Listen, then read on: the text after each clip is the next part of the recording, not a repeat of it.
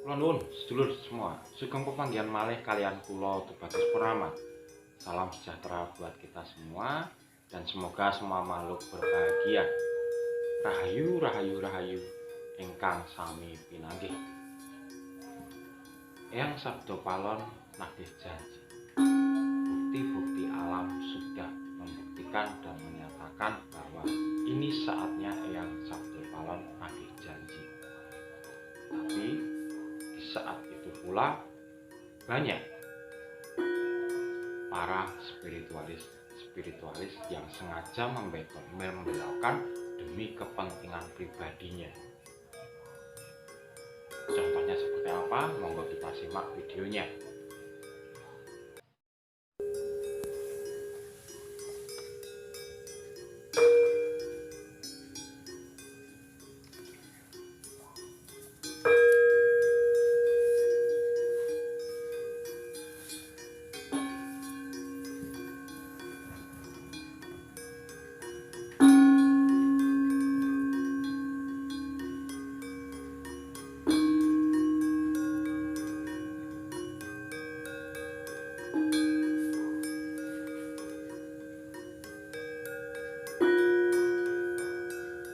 Sedulur, mulai tahun 2010 terutama, mulai banyak kebangkitan spiritual dan mulai banyak kesadaran yang ditumbuhkan secara kolektif.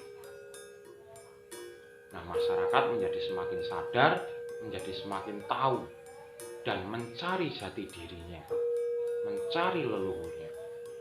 Nah, kebangkitan spiritual secara kolektif ini sesuai dengan kidung ramalan Eyang Sabdo Palon nagih janji,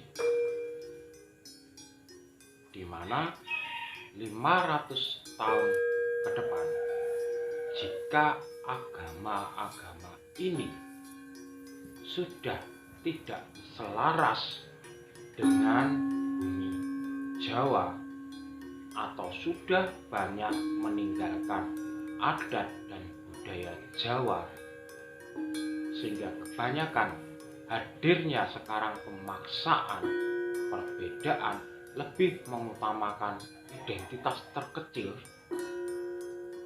maka itulah saatnya Eyang Sabdo Palon mengembalikan ajaran Budi. Nah, namun ini banyak disalahgunakan oleh spiritual yang scam atau spiritual palsu yang banyak memanfaatkan kondisi ini untuk kepentingan pribadinya. Nah, ini yang menjadi sangat memprihatinkan bagi spiritual yang ingin mengajarkan kesadaran murni terhadap bangsanya yang sedang miris melihat generasi mudanya jauh dari moral dan akhlak. Jadi seperti kita bahas di telok tadi, bahwa Eyang Sabdo Palon itu nagih janji. Nagih janjinya dengan apa? Mengembalikan ajaran Budi.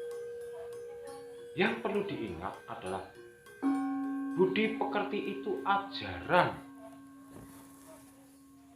bukan agama. Jadi kalau ada spiritualis, ada teman-teman yang menyatakan menyebarkan agama Budi, itu tolong difilter, tolong disaring, karena tujuannya tidak seperti itu. Nah, jadi harapannya seperti ini loh.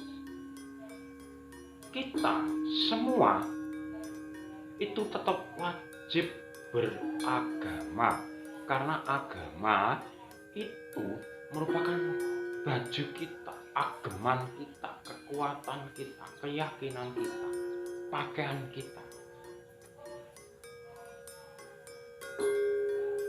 Tapi untuk ke depan yang diutamakan adalah beragama tapi menggunakan etika. Sehingga dalam karyanya, dalam melangkah, dalam perbuatan itu selalu mengutamakan budi pekerti. Jadi bisa dipahami ya, tetaplah beragama tapi jangan hanya berhenti pada syariat atau tingkatan hafalan. Kalau tingkatan kulit, maka yang terjadi kita hanya akan perbedaan yang ditonjolkan seperti teori Stephen Hawking, kesadaran dunia yang menciptakan label-label itu. Nah, kalau kesadarannya itu tengah ke bawah, maka akan destroy, menghancurkan atau perbedaan yang ditonjolkan. Tapi kalau tengah ke atas itu adalah penyatuan diri, kemanunggalan. Sama halnya dengan seperti ini.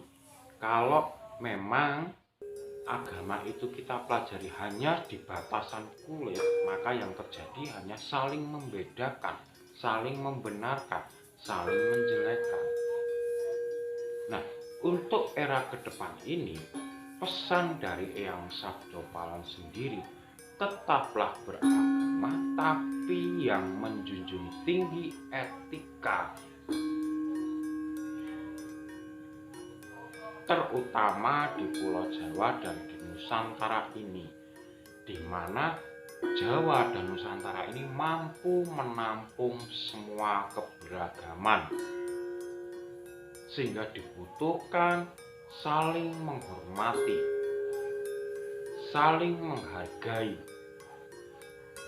karena kekuatan kita adalah keberagaman, bukan keseragaman. Dan ini sudah disepakati oleh para kaum ulama, oleh para pendeta, oleh para romo, oleh para petinggi-petinggi dari agama. Itu sudah menyepakati kita beragama tapi yang menjunjung tinggi etika. Karena dengan demikian kita masih bisa melanjutkan evolusi ke depan. Kalau orang itu menjunjung etika, maka yang terjadi adalah ajaran budi pekerti.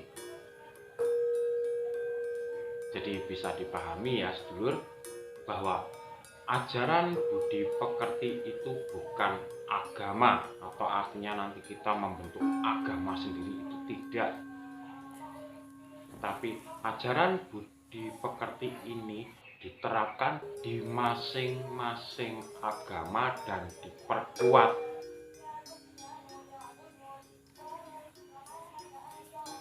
Sehingga Nusantara hidup menjadi selaras sesuai dengan kondisi Nusantara, surganya dunia, surganya ilmu pengetahuan, surganya kemakmuran,